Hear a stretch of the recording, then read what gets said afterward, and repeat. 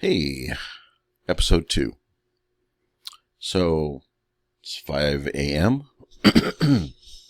on the 10th of March. I've had coffee.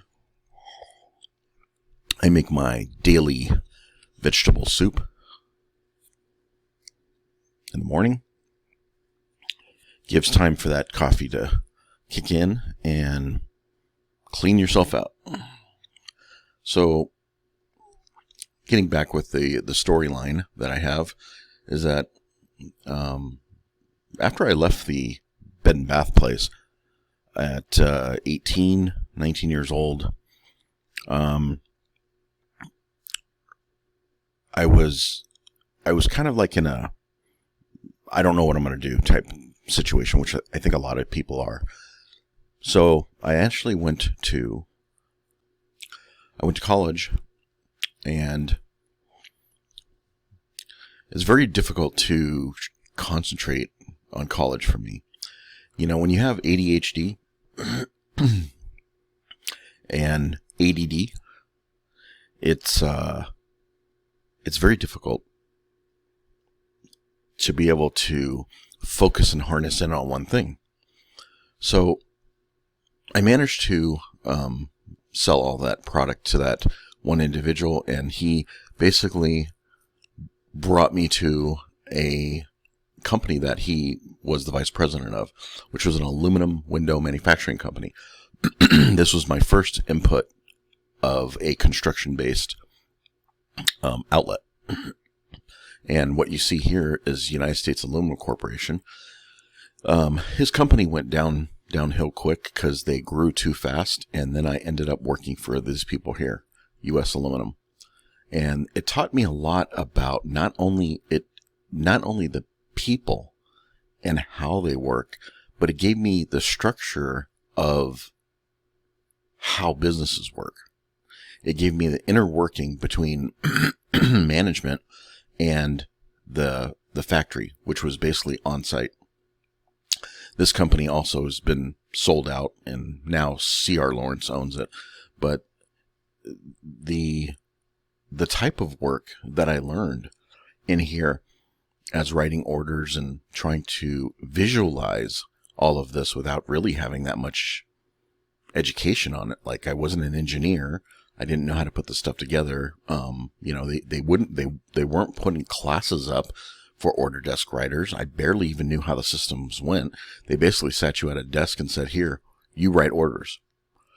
Luckily, I had a great bunch of people that are around me, and they were able to help out quite a bit, because I was not at the mental prowess that I am now. Let's just say that. So, you go through all of this. I think it was about a year and a half I worked there, and then I was able to jump to another company where I was an estimator. So I would go out and estimate jobs. And during that time period is when I really had to learn how to sell, because at that time period, there was only the boss, me, and there was a guy in the shop named Rick, and Rick used to handle all the glazers that went out and put all the storefront in.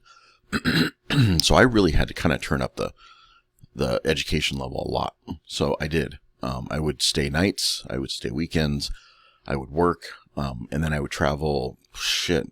I would travel like 60 miles to see my wife at that time. She's my girlfriend, but I can't complain too much, because I was only 20. I think I was about 21 years old then, and I was making $42,000 a year. I was getting a $400 a month salary, spending allowance, and on top of that, I was getting $200 in gas for gas, to run around and do all these estimates. So, and not only that, I drove like a brand new vet, so I was always into cars. So, life was good. We didn't have cell phones. We didn't have computers at that time. And I was selling, man. I sold almost $1 million my first year out the gate. So, natural born salesman, right?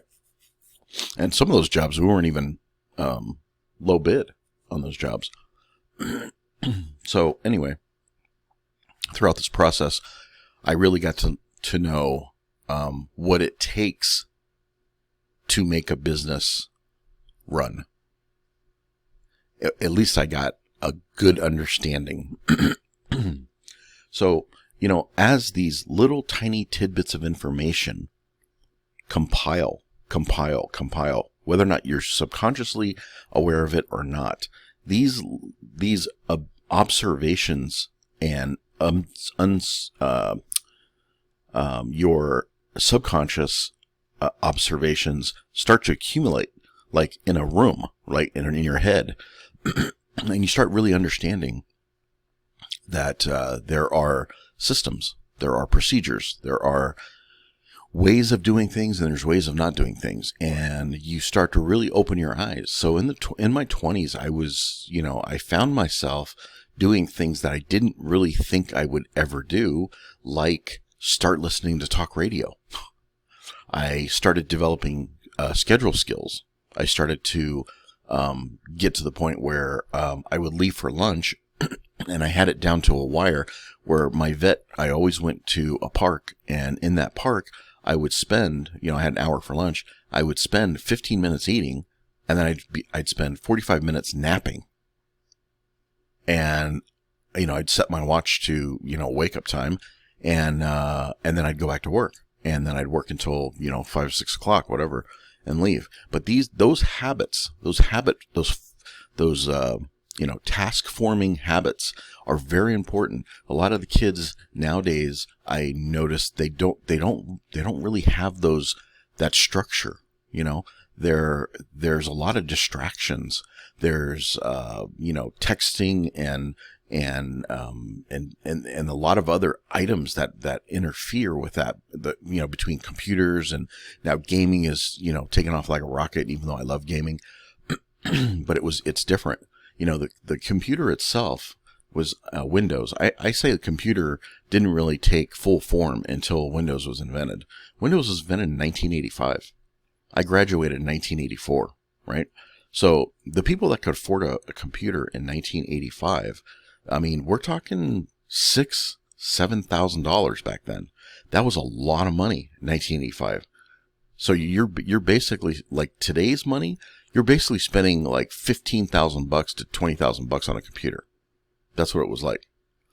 So my father-in-law, he bought a computer system, and he had that computer system, I think around 1986, 1987, when they started dropping a little bit. And it was fun because we could play Tetris and stuff like that on there. But, really it was kind of like a novelty because Windows was barely invented, right? And you have to understand how to use a program. It's not like today where I could show you an operating system and you already know what to do. Any kid knows what to do. Even a 5-year-old knows what to do, right? It wasn't like that because this was totally foreign for us. Like there's a screen there, and it's not a TV. You know what I mean? So the skill development for the computer always intrigued me. So I became kind of interested in computers around that time period. But since I had a ability for mechanics, I kind of incorporated a lot of stuff into there. And as the years went by, and I started to really look at business as a soul entity. I opened up my own business in 1990, and that business was South Bay Blinds and Carpet. And the reason why I opened that business is because I wanted something a lot easier than storefront aluminum. So I didn't want to go into that realm. But what I ended up doing is actually getting into that business because I went to a couple of those trade shows, right? And I discovered that you could actually make, and people think this is crazy, you could actually make $75 a window. Now this was back in 1990. At that time I was pulling in about $50 a window, right? So I could go into a house, and their houses were building everywhere, and you would do about 20 windows. So figure that out, I'm sitting there doing about 20 windows, right? And I'm actually collecting a profit margin, gross profit margin of $50 a window. So I'm getting $1,000 a house. How many houses can I do? That's the first thing I told myself. How many houses can I sell? How many can I do? This led me onto the entrepreneur avenue, right?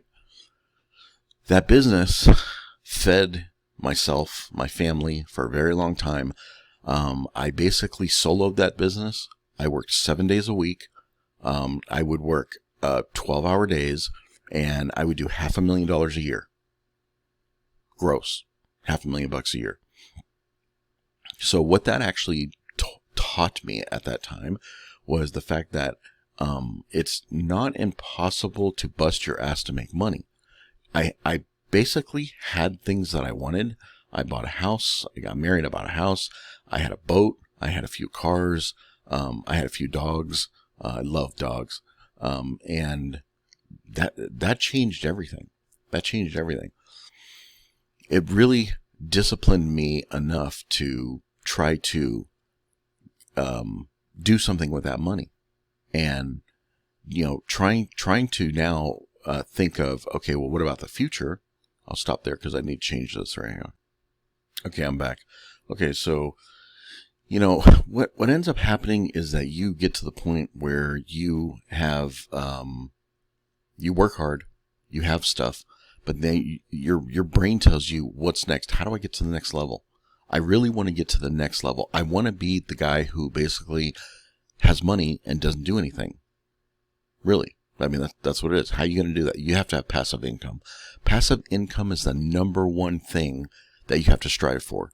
And as you get older, now you're in your 20s and you're heading toward your 30s, you get to the point where you're looking at it going, I'm working my ass off to try to build an empire, and it's not moving fast enough. So you find yourself, well, at least I found myself in the middle of the night watching an infomercial. And on the infomercial, there was a guy named Dave Delgado. And Dave Delgado always had this Hawaii stage where people would come up and he would basically talk to them about real estate. And that's when it started. So Dave Delgado, still alive, still in California, selling wine now. He owns vineyards, right? He was the one influence that I had actually bought his entire course, started reading it, started figuring it out. And the one thing that got me was he said he was a drywall slinger before that, but he was able to build a very good portfolio for passive income. So that's the moment in your life. That was the changing moment in my life when I said, you know what? This is what I want to do. I want to be able to have that passive income. And that's what started me on my journey. There's a lot of filler that I left out in my life between a whole bunch of different things. I'll give you an example. I built all the computers that ran the Weakest Link show on TV, and it you wouldn't believe how big the office is just to run that show. But I also built the computers that were running the show and the computers that were running John McEnroe's show, The Chair, and that was based on my mechanical ability to. If you can't hear that, my dog is snoring really loud. He's funny.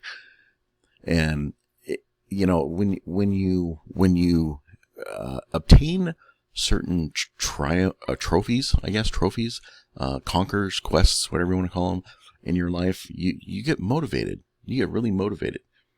And look at this puppy. This is Chunky. He's so cute. And we get to the point in our life where we always want to strive, and you never know whether or not you're going to make a mistake or not. And that's the one thing about that. The fear of failing is where people fail. And don't look at fear of failing or failing itself as a bad thing. You have to look at failing as an ability for a second chance. So if you fail, you're going to get a second chance. You just got to do it again, and this time do it right. And if you fail the second time, do it a third time. Eventually, you're going to get it, right? I mean, how many